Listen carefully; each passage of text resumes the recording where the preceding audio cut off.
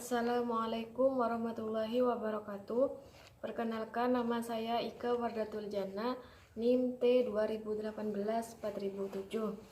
Di sini saya akan membahas pemaparan materi sedikit tentang konsep dasar pengembangan silabus pembelajaran Al-Quran Hadis di MI, yang mana mencangkup pengertian silabus, isi silabus, manfaat silabus, landasan pengembangan silabus, dan prinsip pengembangan silabus. Nah, dari pengertian silabus di sini yaitu istilah silabus dapat didefinisikan sebagai garis besar, ringkasan, ikhtisar, atau pokok-pokok isi materi atau pelajaran. Silabus ini digunakan untuk menyebut suatu produk pengembangan kurikulum berupa penjabaran lebih lanjut dari standar kompetensi dan kemampuan dasar yang ingin dicapai dan pokok-pokok uraian materi yang perlu dipelajari oleh siswa dalam mencapai standar kompetensi dan kompetensi dasar. Yang kedua di sini yaitu isi silabus. Menurut Majid tahun 2011 bahwa dalam silabus hanya tercakup bidang studi atau mata pelajaran yang harus dikerjakan selama waktu 1 tahun atau 1 semester, yang mana suatu silabus ini paling sedikit harus mencakup unsur-unsur berikut. Yang pertama, tujuan mata pelajaran yang akan diajarkan. Kedua, sasaran mata pelajaran. Yang ketiga, keterampilan yang diperlukan agar dapat menguasai mata pelajaran tersebut dengan baik. Yang keempat, urutan topik-topik yang diajarkan. Yang kelima, aktivitas dan sumber-sumber belajar pendukung keberhasilan pembelajaran atau pengajaran. Yang terakhir yaitu berbagai teknik evaluasi yang digunakan. Jika dilihat dari komponennya, silabus dalam pembentukannya ini terdiri dari bidang studi yang diajarkan, semester, pengelompokan kompetensi dasar, materi pokok, indikator, sumber belajar, alokasi waktu, bahan atau alat atau media di dalam pembelajaran. Yang ketiga, manfaat silabus. Manfaat pembuatan silabus ini yang pertama, sebagai rencana pembelajaran. Yang kedua, pengelolaan rencana pembelajaran. Yang ketiga, pengembangan sistem penilaian. Nah, yang keempat, landasan pengembangan silabus. Menurut Permendikbud nomor 65 tahun 2013 menyatakan bahwa silabus paling sedikit memuat hal berikut, yaitu 1. Identitas mata pelajaran, 2. Identitas sekolah, 3. Kompetensi inti, 4. Kompetensi dasar, 5. Tema, yang keenam materi pokok, yang ketujuh pembelajaran, yang kedelapan penilaian, yang kesembilan alokasi waktu, dan yang terakhir yaitu sumber belajar. Selanjutnya yang kelima, prinsip pengembangan silabus.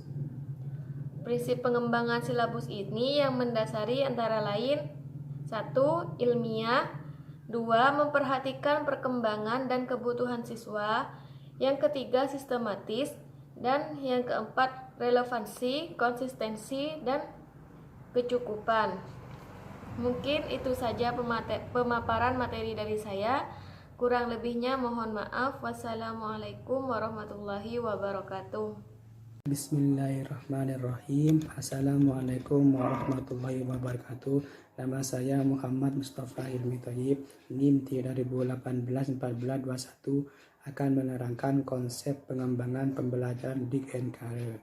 Warterdik merupakan lulusan Penn State University di kota Princeton, Amerika Serikat, dan menerima gelar PhD dalam bidang psikologi pendidikan.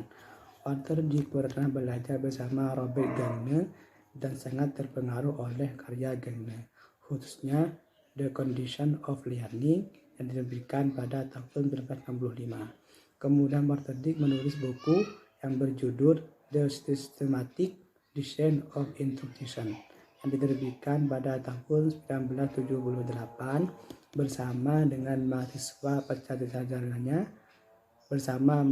pasca sarjana yang bernama Law Carey. Dalam penulisan buku tersebut, James Carey, suami Law yang memiliki keahlian di bidang teknologi pendidikan dan teknologi media baru, bergabung untuk membantu penulisannya. Carey dan James bersama-sama mengembangkan model desain pembelajaran yang digambarkan sebagai model sistem approach. Hasil pengembangan ini disajikan dalam buku The Systematic Design of Instruction. Seiring berjalannya waktu, model yang dikembangkan ini dikenal dengan model Dick and Carey. Menurut Dick and Carey, komponen belajar meliputi pembelajaran, pendidik, materi, tujuan, dan lingkungan. Semua komponen tersebut berinteraksi dalam proses pembelajaran untuk mencapai tujuan yang telah ditetapkan, sehingga lahirlah metode pembelajaran, strategi pembelajaran, media pembelajaran, umpan balik, penilaian, dan hal-hal lain yang berhubungan dengan kegiatan pembelajaran lainnya.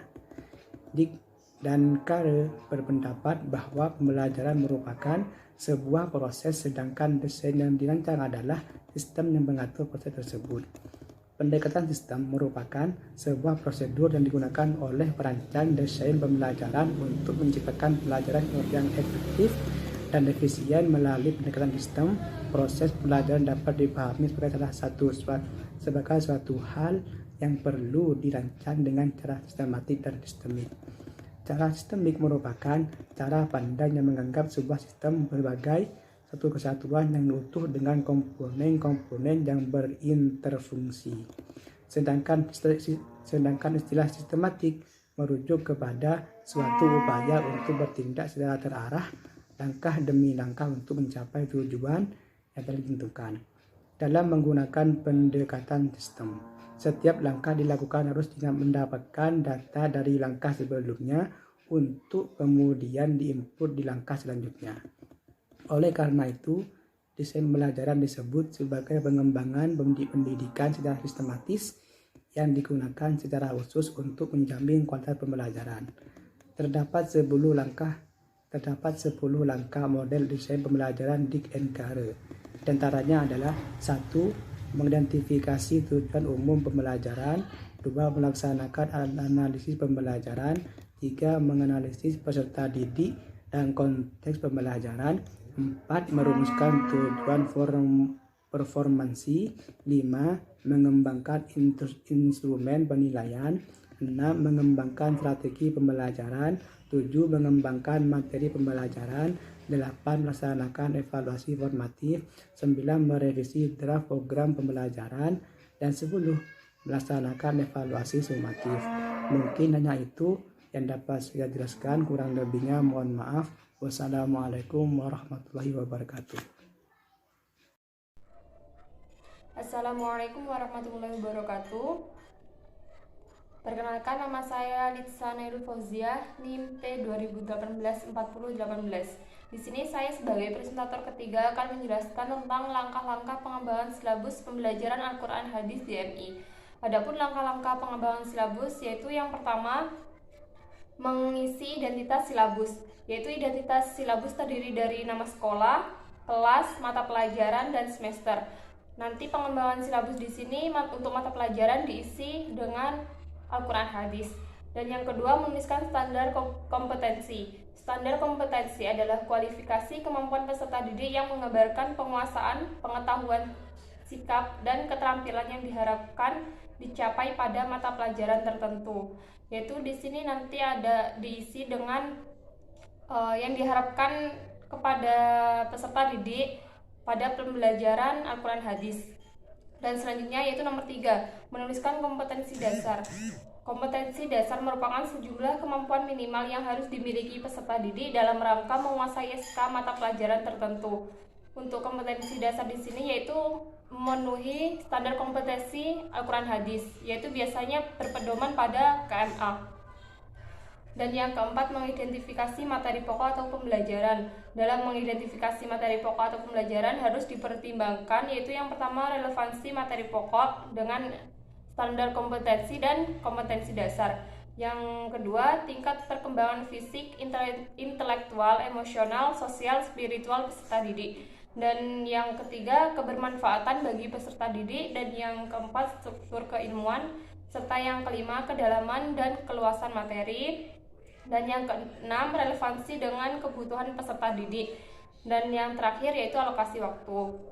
Selanjutnya, mengembangkan kegiatan pembelajaran. Nah, untuk kegiatan pembelajaran di sini yaitu kriteria dalam mengembangkan kegiatan pembelajaran yaitu seperti berikut. Kegiatan pembelajaran disusun bertujuan untuk memberikan bantuan kepada para pendidik. Kegiatan pembelajaran disusun berdasarkan atas satu tuntutan kompetensi dasar secara utuh.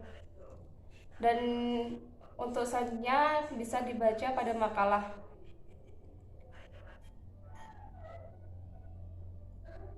Dan yang keenam, merumuskan indikator.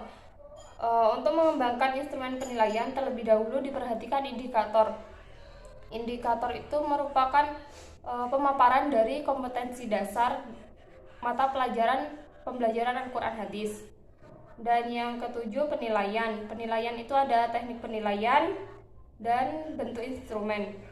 Untuk contohnya, kalau pada pengembangan Al-Quran Hadis, yaitu yang pertama seperti teknisnya tes tulis, yaitu menulis ayat-ayat dan memahami isi, memahami tata tertib. Bentuk instrumennya yaitu tes isian, tes bisa tes uraian, tes pilihan ganda atau tes menjodohkan.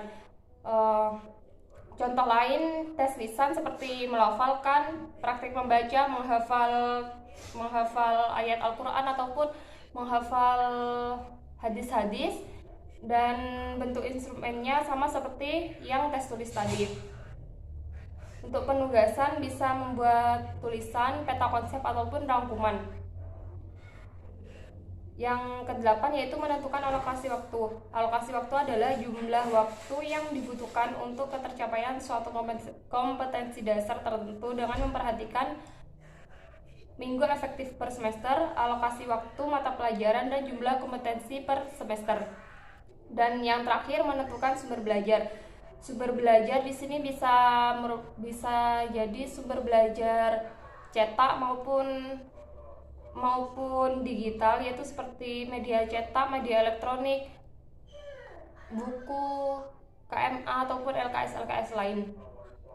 Sekian dari saya sebagai presentator ketiga. Mohon maaf apabila ada kesalahan. Wassalamualaikum warahmatullahi wabarakatuh.